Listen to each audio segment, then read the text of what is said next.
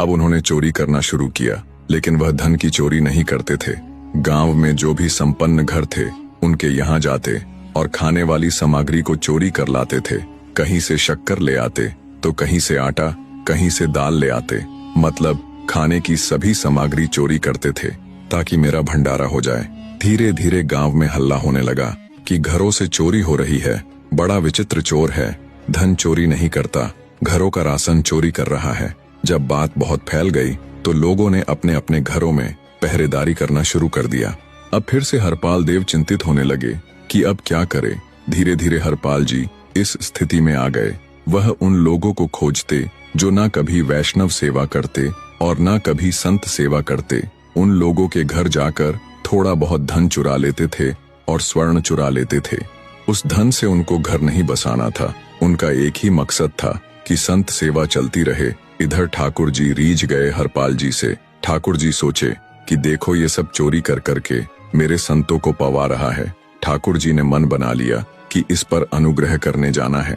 भगवान सिंहासन से उठकर तैयार होने गए। बढ़िया बड़ी बड़ी नकली मूछ लगाई, ऊपर बढ़िया साफा बांध करके और थोड़ा पेट बाहर निकाल करके, गले में खूब सारी जंजीर डालकर, हाथों की हर उंगली में अंगूठी पहनकर, पैरों में सोने की जूतियां पहनकर और करधनी सोने की पहन करके और एक सोने का मड़ा हुआ डंडा लेकर ठाकुर जी तैयार हो गए। एक बढ़िया सेठ जी बन गए।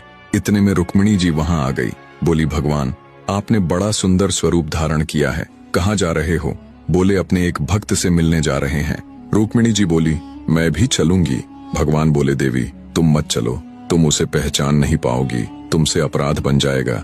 नहीं प्रभु, भक्त के दर्शन करने मैं तो जाऊंगी। भगवान बोले, तो फिर जल्दी तैयार हो जाओ। रुक्मिणी जी ने भी एक सेठानी का रूप धारण किया। और यहाँ हरपाल जी की स्थिति क्या थी? संत सेवा के लिए कहीं से भी धन नहीं मिल रहा था। हरपाल जी ऐसे ही एक मार्ग पर बैठ गए और मन में विचार किया कि कोई धनवान यहाँ से निकलेगा तो उसे लूट लूंगा और तुरंत भाग जाऊंगा और सारा धन संत सेवा में लगा दूंगा।